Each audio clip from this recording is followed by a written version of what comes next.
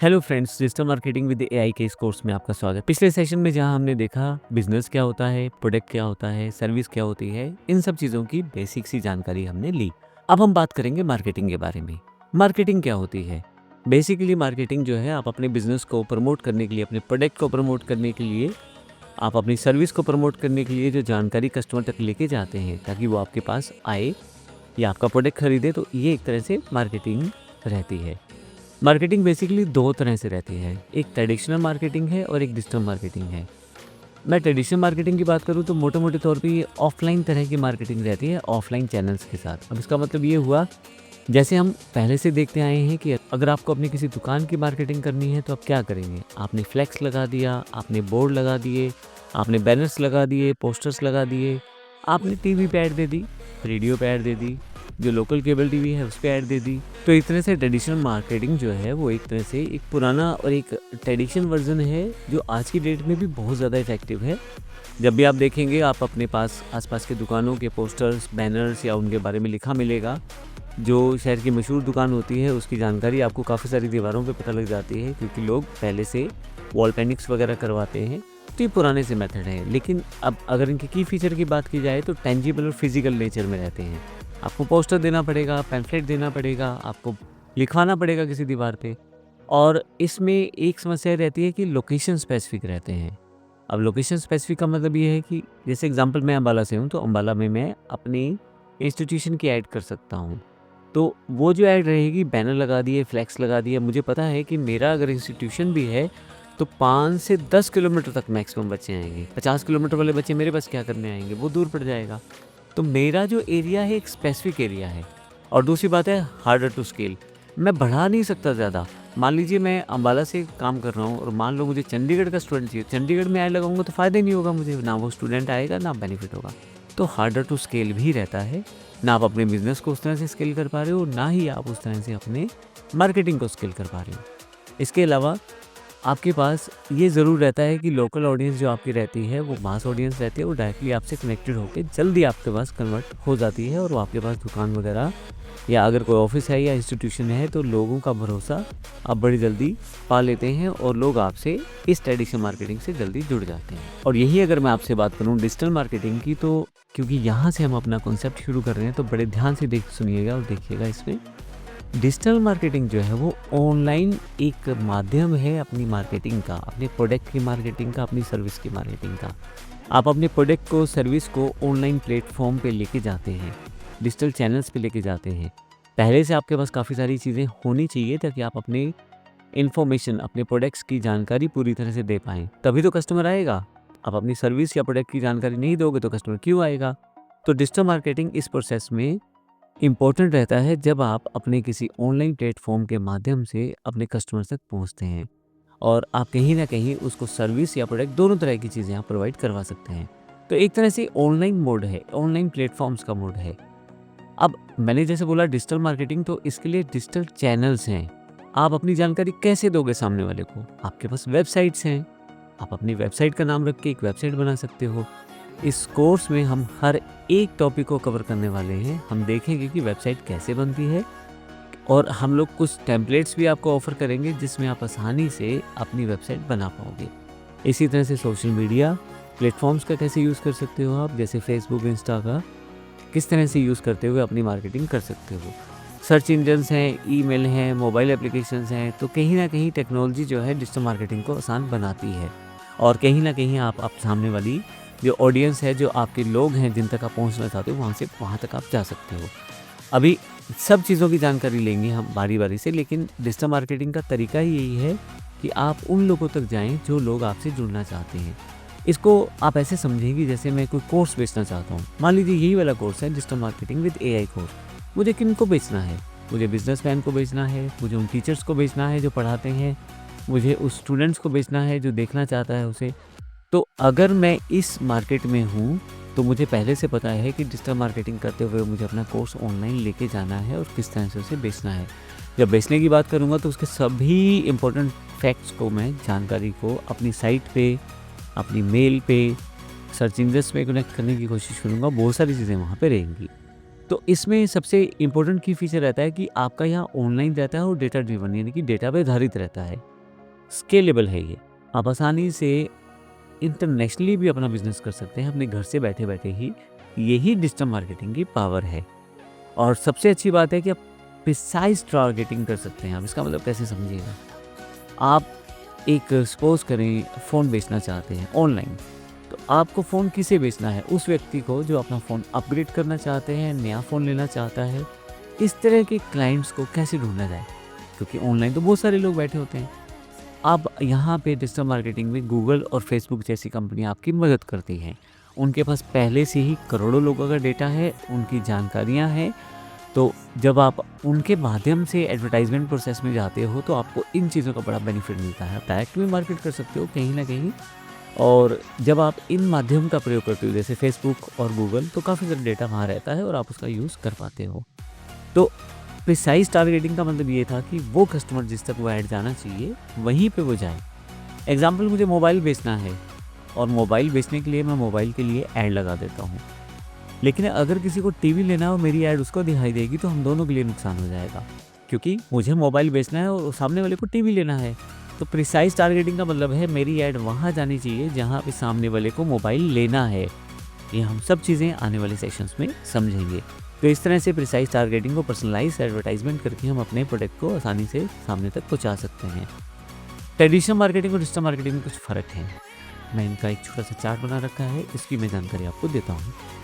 अब हम traditional marketing और डिजिटल मार्केटिंग की कुछ मेन डिफरेंसेस समझते हैं।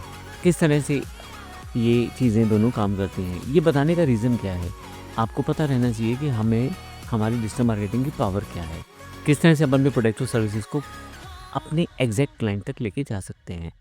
तो सबसे पहले बात करते हैं आपके पास एस्पेक्ट्स में मीडियम। जो मीडियम रहता है ट्रेडिशनल मार्केटिंग में ऑफलाइन प्लेटफॉर्म्स रहते हैं, जैसे टीवी है, न्यूज़पेपर है, रेडियो है। जबकि ऑनलाइन प्लेटफॉर्म में website, social media, Facebook, Google जैसे टूल्स और ईमेल इत्यादि का प्रयोग करके आप अपनी मार्केटिंग करते हैं। टारगेट ऑडियंस बड़ा इंपॉर्टेंट फैक्टर रहता है। जब देखिए अब आपको फ्लैक्स लगा दें मार्केट में तो वो सब देखेंगे।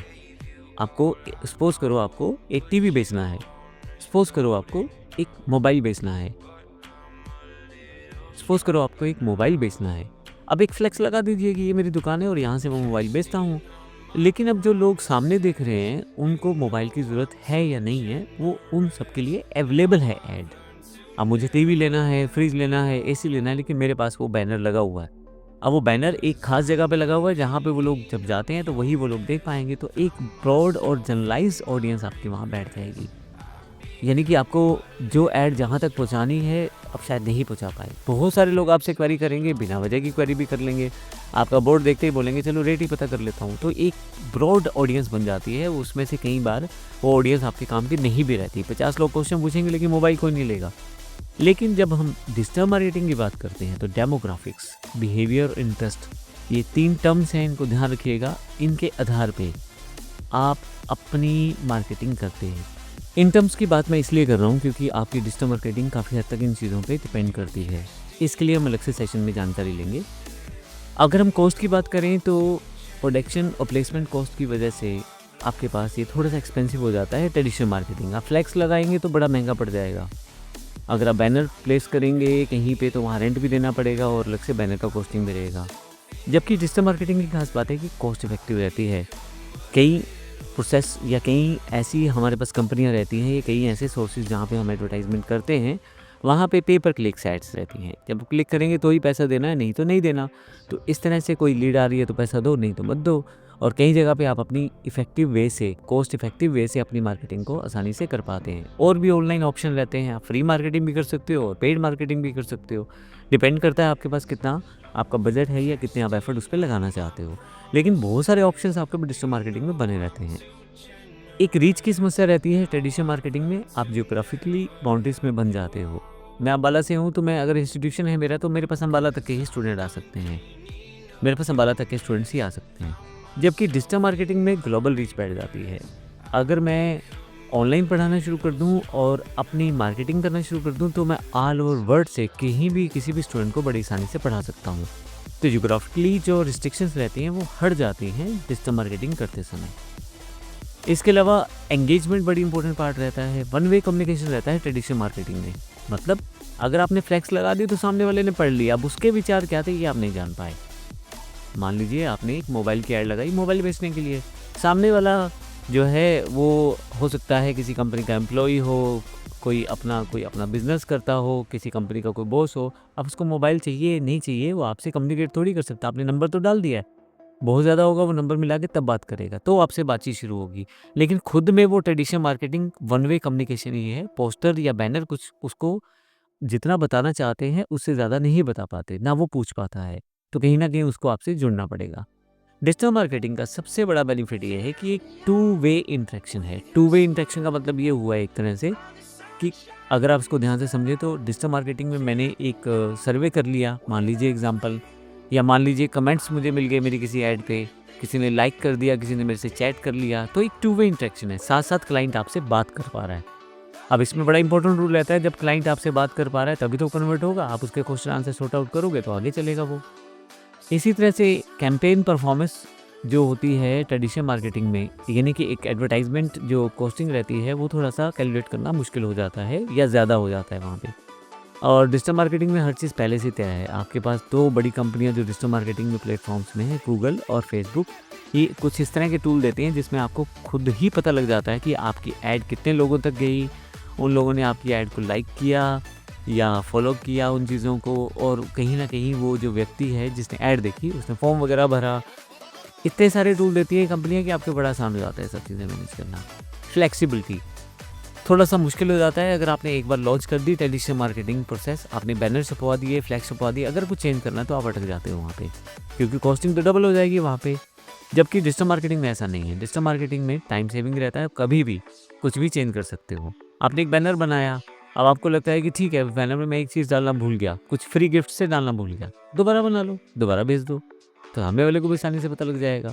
जबकि ये चीज़ें करना ट्रेडिशनल मार्केटिंग में बड़ा मुश्किल था। एग्जाम्पल्स इसमें जैसे टीवी कमर्शियल्स हैं, बिलबोर्ड्स हैं, फ्लायर्स हैं, सोशल। अब जबकि डिजिटल मार्केटिंग की बात करें तो हम कहाँ मार्केट करेंगे? सोशल मीडिया प्लेटफॉर्म्स पे, जहाँ पे लोग टाइम बिताते हैं। जैसे व्हाट्सएप अपनी मार्केटिंग देता है, सोशल मीडिया अपनी मार्केटिंग देता है, जैसे फेसबुक, इंस्टा जैसे चैनल्स, गूगल अपनी मार्केटिंग देता है। तो कहीं ना कहीं आपके पास ऑनलाइन चैनल रहते हैं, ईमेल कैंपेन हम चला सकते हैं। तो हमारे पास इस तरह के काफ़ी सारे एग्जाम्पल रहते हैं। एनालिटिक्स एनालिटिक्स में अगर आप बात करें तो क्योंकि डेटा ज़्यादा नहीं है, लोकल है या एक लिमिटेड स्कोप तक है, तो वहाँ पे थोड़ा सा मैनुअल डेटा आपको कलेक्ट करना पड़ता है। लेकिन जबकि अगर आप ऑनलाइन डिजिटल मार्केटिंग की बात करें तो सबसे बड़ा अच्छा फीचर क्या है? एक कस्टमर के सामने एक ऐड आ गई, उसने देखा ऐड को, अगर वो इंटरेस्टेड तो एक फॉर्म सा भर देगा। अब जब फॉर्म भरेगा, अब वो फॉर्म आपकी वेबसाइट पे भी हो सकता है, फेसबुक पे भी हो सकता है, गूगल पे भी हो सकता है, आप उसको कोई ऑनलाइन लिंक भी लगा सकते हो। अब साथ के साथ कस्टमर ने फ़ोन भरा, साथ के साथ कस्टमर ने फॉर्म भरा, साथ के साथ आपकी क्वेरी आई, आपने बैक कॉल ली, आप दोनों जुड़ गए। एक तरह से रियल टाइम इंटरेक्शन स्टार्ट हो गया। पर्सनलाइज्ड थोड़ा सा लिमिटेशन रहता है पर्सनलाइज्ड में जब आप ट्रेडिशनल मार्केटिंग की बात करते हैं, जबकि जब आप डिजिटल मार्केटिंग की बात करते हैं, क्योंकि आप एडवर्टाइजमेंट को आसानी से चेंज कर सकते हैं, आप बार बार चेंज कर सकते हैं। यहाँ पे जब आपका कोई चीज़ बेहतर हो जाती है, आपका प्रोडक्ट का आपको समझ आ जाती है और आप अपनी चीज़ें सामने वाले तक पहुँचा रहे हैं, तो कहीं न कहीं वो ज़्यादा पर्सनलाइज़्ड रहती है। इसमें हमारे पास काफ़ी सारा ऑप्शन ये भी रहता है कि हम टारगेट करके ऑडियंस से काम करवा सकते हैं, यानी कि हम तो ऑडियंस को टारगेट कर सकते हैं, जिससे हमें पता रहे कि हमारी ऐड जो है सही लोगों तक पहुँचाई जा रही है। तो ये बड़ा इंपॉर्टेंट फैक्टर था ट्रेडिशनल मार्केटिंग और डिजिटल मार्केटिंग में। तो इसको कंक्लूड किया जाए तो ट्रेडिशनल मार्केटिंग एक इफ़ेक्टिव और लोकल ऑडियंस को टारगेट करने का बड़ा अच्छा माध्यम है। पर इसमें थोड़ा-सा ये प्रॉब्लम रहता है कि आप प्रिसाइज़ यानी कि एग्ज़ैक्ट कस्टमर को कई बार टारगेट नहीं कर पाते। दूसरा स्केल करना मुश्किल हो जाता है, जितना ज़्यादा दूर जाएँगे उतना ज़्यादा आपका खर्चा बढ़ता चला जाएगा और हो सकता है आपके क्लाइंट्स आपके साथ ना आ पाएँ। एक इंटरैक्टिविटी का प्रॉब्लम रहता है कि अब ट्रेडिशनल मार्केटिंग में उस तरह से अवेलेबल नहीं रहती। लेकिन जब डिजिटल मार्केटिंग की बात करते हैं तो वहाँ पे आपके पास कॉस्ट एफिशिएंसी रहती है, डेटा ड्रिवन डिसीजंस रहती हैं, यानी कि किस प्रकार के कस्टमर को आप टारगेट करना चाहते हो, टारगेट रीच रहती है, जो आज के युग के हिसाब से, आज के समय के हिसाब से सबसे बेहतर है। आज की डेट में सभी लोग मोबाइल का यूज़ करते हैं, सभी के पास डिजिटल डिवाइसेस हैं, हर आदमी कहीं ना कहीं से कंप्यूटर, मोबाइल, लैपटॉप से कनेक्टेड है। तो जब आप डिजिटल मार्केटिंग की बात करते हैं तो थोड़ा सा ज़्यादा आपको बेनिफिट रहता है। आने वाले अगले सेशन में बात करेंगे उन 3 टॉपिक की जो मैंने पीछे छोड़े हैं, मैंने आपको बताया था कि 3 पार्ट जो है डेमोग्राफिक, बिहेवियर और इंटरेस्ट डिजिटल मार्केटिंग करने के लिए आपको पता होना चाहिए। अगले सेशन में मैं इसकी बात करता हूँ। धन्यवाद।